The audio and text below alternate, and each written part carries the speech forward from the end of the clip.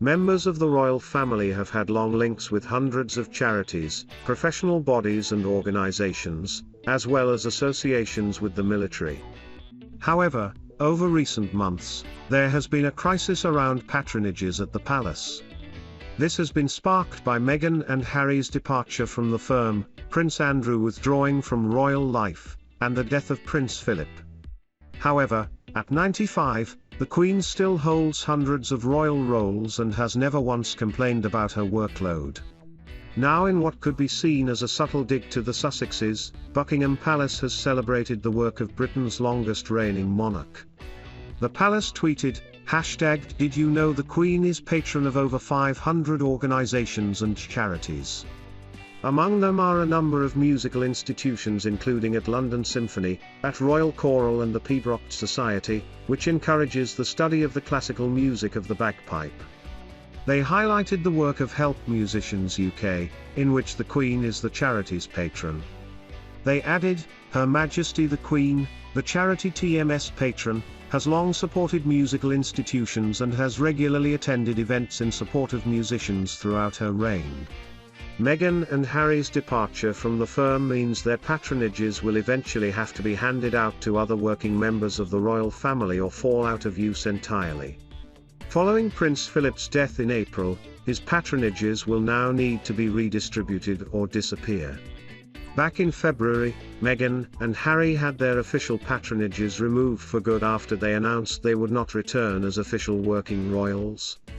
The royal family issued a statement, saying, "The Duke and Duchess of Sussex have confirmed to Her Majesty the Queen that they will not be returning as working members of the royal family." Following conversations with the Duke, the Queen has written confirming that in stepping away from the work of the royal family it is not possible to continue with the responsibilities and duties that come with a life of public service. The honorary military appointments and royal patronages held by the Duke and Duchess will therefore be returned to Her Majesty, before being redistributed among working members of the royal family. While all are saddened by their decision, the Duke and Duchess remain much-loved members of the family. A new retelling of Princess Diana's life is to be released on Netflix in October. Netflix announced on Twitter it will release Diana, the musical, on October 1st. The show was meant to hit New York's Broadway stage in March 2020, but its launch had to be put on hold due to the coronavirus pandemic. Now it is expected to debut live in early November 2021, a few weeks after the release of its film theater performance on the US streaming giant. News of the Netflix release was shared by the official Twitter account Netflix Film earlier this week when it listed a series of upcoming shows on the on-demand platform. Royal editor Robert Jobson and GB News presenter Nigel Farage both cast doubts on the Sussexes over the contradictions in their Oprah Winfrey interview, with Mr. Farage taking a strong dislike to the interview being so close to Prince Philip being in hospital. Mr. Jobson took particular offense to the suggestion the royal family were racist amid claims there were concerned conversations about baby Archie's skin color. The pair did not hold back in their condemnation of the Sussexes, as Mr. Farage said the couple were able to exploit the situation by getting their story out first before the royal family could respond.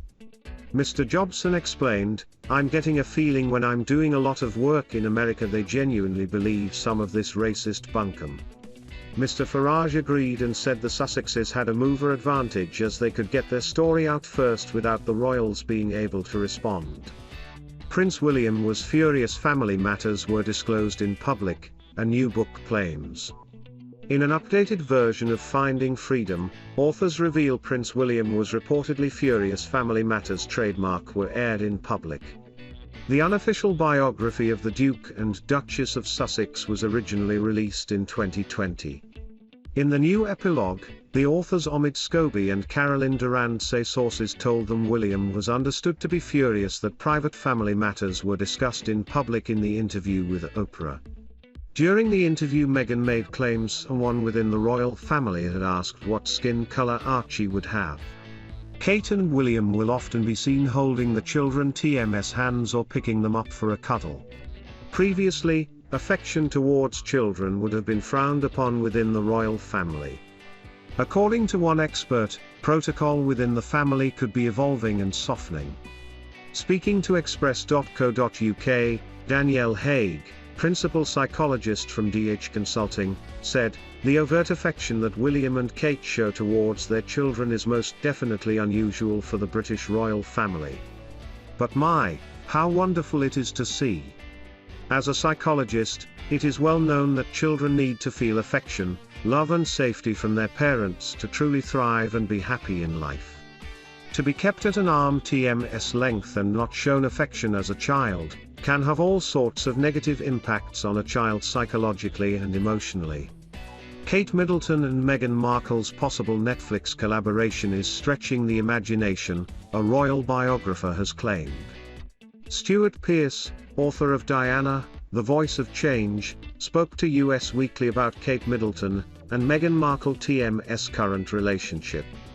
However, when asked by US Weekly correspondent Joe Drake about possible rumors of Meghan and Kate working on a Netflix documentary, Mr. Pearce said the roles of the pair do not correspond.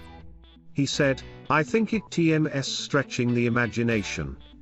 What's happening is we are seeing they both have very clearly defined roles, they do not correspond. Now what I mean by that I don't mean as women within the family.